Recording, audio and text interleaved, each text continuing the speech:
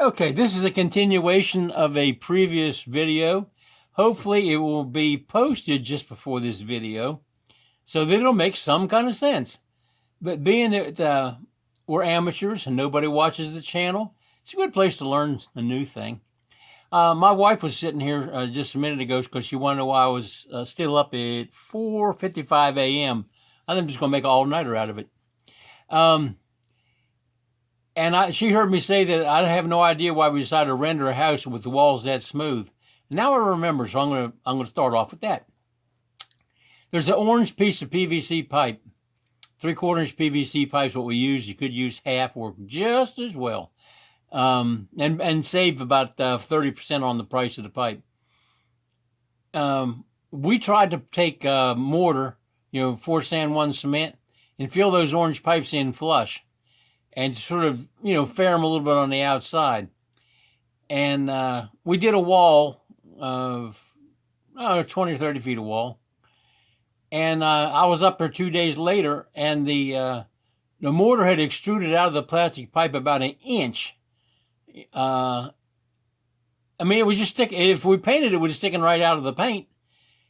And I took a hammer and knocked them back in, and the next day they came right back out. I said, well, this isn't working. It's a thermal expansion of the plastic pipe because there's so much heat sink in the concrete, it doesn't heat up during just one day, but the plastic heats up from any air that's going through the house. So, because it's like an insulator. So we rendered the house and put this screen on because we didn't know we'd get those plastic pipes out. Then I was watching Texas Filipino's channel, very good channel. He builds with slip forms, and after I've seen his stuff, we've changed the slip forms. We still have the forms that we built this house with, used them 26 times, and they're stacked up in the house. But they're made out of Nara, and what I plan on doing is taking the facings off and giving them to the locals that are trying to build shanties to live in, I guess. And a lot of my old cocoa lumber I'm going to give them, and then they can build them something to live in. And it gets off my property, and I would feel bad about burning it, if somebody could use it. Then anyway, I got Nara wood. I'm going to make furniture out of it. We're going to use a little handheld metal detector and get all the screw pieces out of it and plane it and build furniture. It's beautiful wood. It's bug resistant. It's hard. It's like a hardwood. Anyway, it's because we didn't know we could get the plastic pipes out, and I saw him reach up and push one of them out in his building. Now, to be fair, our walls are 7 inches thick, our concrete, and his are 4 inches thick, as far as I know. And there's a lot less friction on that. So I went and made a stepped, I don't know what you call it, drift. They would fit the outside of the pipe, but fit centered on it, and try to knock them out. I couldn't knock them out. Of course, we had already done put screen up on over half the house, and was slapping render on it. And then I figured it out after I finally got a couple of them out. I told these guys to run the bolts down on the forms, then turn them a half a turn. I didn't give them the electric wrench to tighten them with. I only gave them a hand wrench, a box stand wrench, figuring they wouldn't turn them too much. But they tightened every bolt in the house, and when they did that, it buckled the orange pipe a little bit this way and that, and made waves in the outside and ridges, and it just wasn't flat on the outside. So it was fitting into the concrete while we couldn't knock them out, and that's why we rendered the house. No mistake goes unpunished. And here they are again. And this is showing that we got two bends in this. These are third sheets of a 4x8 sheet.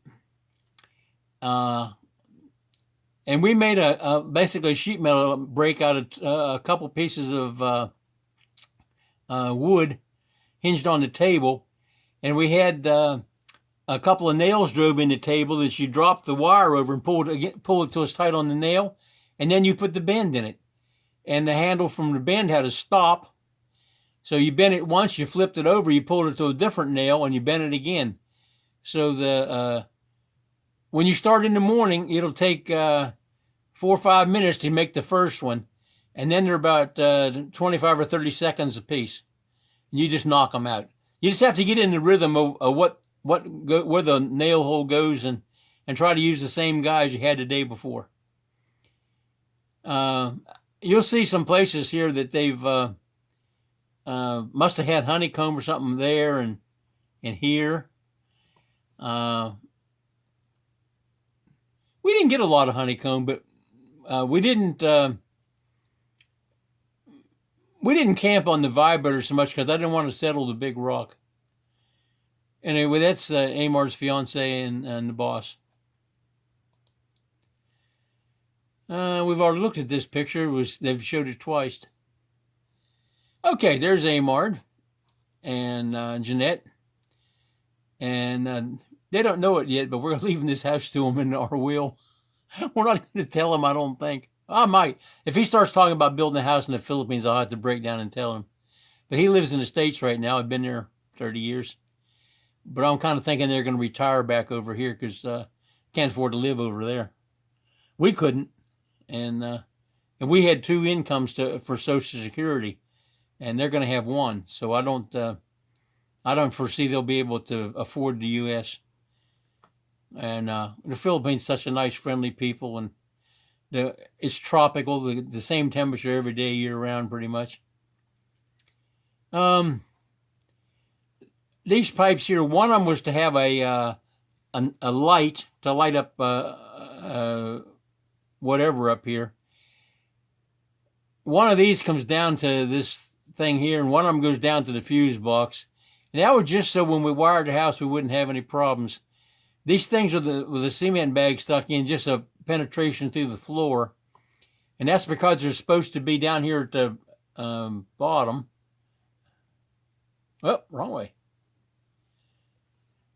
Yeah, down here at the bottom, it's supposed to be a curved end put in this between the slab and the roof down below, because we had a couple pieces of conduit that are not inside of the spider beam. They didn't come up under the spider beam because when we did it, we didn't know we were going to have a spider beam. We thought we were going to have a rectangular grid of beams on the house. But we looked at it one day, and I said, that's ugly. Because the rooms are not square, so they met at odd angles. And they'd be close to a corner and cutting off just a little piece, and it just looked like crap. And she says, I've never liked that. I says, well, you think we ought to change it? She says, well, it's not in the building permit. We didn't take a picture of that for the building permit. I said, well, I guess we can build it any way we want. Well, it's not like a change order for the building permit. So we just scratched around and decided we'd put this spider beam across most of the top of the house. And then with the beams on the walls around all the rooms are 14 inches wide, and that's plenty to land a floor slab on. And all our rebar, you'll see later on, all our rebar runs the entire ceiling or the entire floor slab.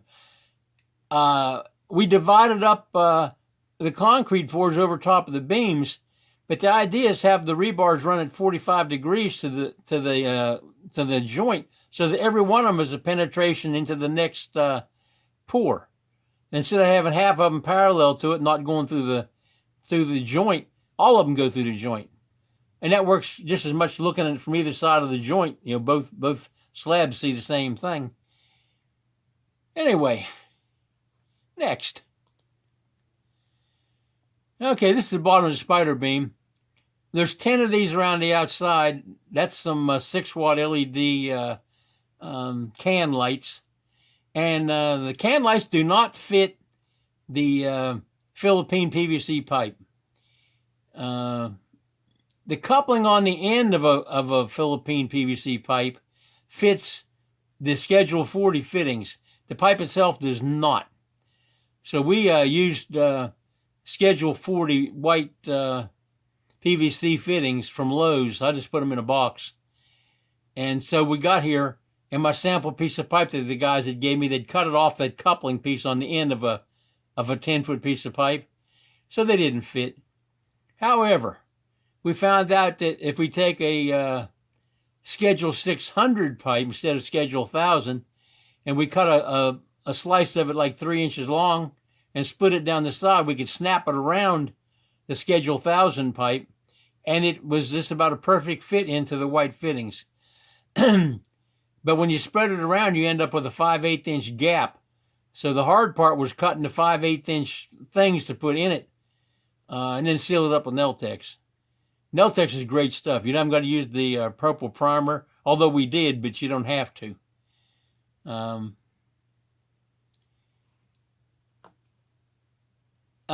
You can't see any of them. They're all above the. Okay. These holes here in the spider beam, I intended to leave those holes because they're all exactly evenly spaced. They're all within a 1/4 inch of the height and the location off the center, just by the way it's made. Just the clearance between a 1/2 inch rod and the inside of a 3/4 inch pipe. That's all it can be off.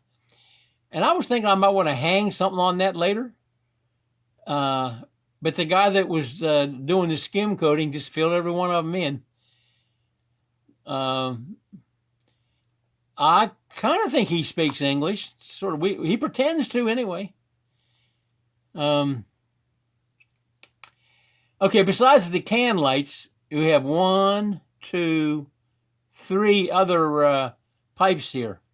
And what those is for, there's 560 feet of orange conduit running through their spider beam. And a lot of them run to one of these 3 pieces here. And that way we can interconnect across any of the conduits by just running the wire to the manifold down to the hole we want to go, and then act out of that hole to where we want the wire to go. So I put these manifolds in there for that. And we'll put covers on them later. They go through the roof at the top so you can reach in there to work. But they got a coupling up there with a screw-on cap, threaded pipe cap. And the double bolt holes, as we talked about probably in the last video, that's where the flange bolts on that you're going to see in the more recent videos. It's for the whole house fan to bolt up to. And you can see the... No, you can't. No, you can. It's just it's faded out. Right where this pointer is. Can't see it either. Right down here. That's the tire of a concrete mixer. You're looking through between the spider beam and out. That's just daylight you're seeing out there. Because you're looking into the sun, you can't see the edge of the roof that's running across here. But that's a ventilation through the top of the house. It's mostly open. And this is down here in the lower right. That's a scaffold. And there's Jeanette and the boss. We're discussing the fact that that this is the height of an eating table. It's 6.5 inch thick of concrete here, 8 inches in the center for drainage. But if you rent some of those chairs from the party people, you could put at least 100 of them around this table. Anyway, they have these tent-like things they put up over stuff, but we wouldn't have to rent any tables, and everybody can see everybody else. Anyway, they're talking about, hey, this will make a great table for a party. Okay. You can see how we ended up with 560 square feet of pipe, or linear feet of pipe. The bags are cement bags pre-staged to pour some concrete someplace. It might be that it's for the spider beam. We wouldn't have poured that until the whole donut ring of concrete was done, because it sits on it all the way around. and she was telling me that she got all these 140 rebars through that 14-inch center. Spider beam is 14 inches wide, 24 high, so they have to go through in that confined area. And actually, it's less than that. There's 5 rebars across the top, 5 across the bottom, 2 on each side wall. And the way it works is you put the first one 1.5 inches up off of the bottom for cover, and the next one the rebars ride right across these rebars that are on the beam. So 4 of them stack up on top of the first one. The first one has stirrups, none of the other ones do. They just have a 5-foot overlap on the bottom down here. And she's still looking at it. Still looking at it. There's the old guy. Yeah, he's Hey Joe. Everywhere you ride your motorcycle, Hey Joe. You never think of the fat guy with the sport bike, right? Yeah. Fat guy can't handle 200 horsepower, I guess, huh? Okay, we're going to break this video and restart it. And the next segment will start off with this picture. So say a prayer for the people in the pandemic. And we're going to try to stop this, and then we'll restart it.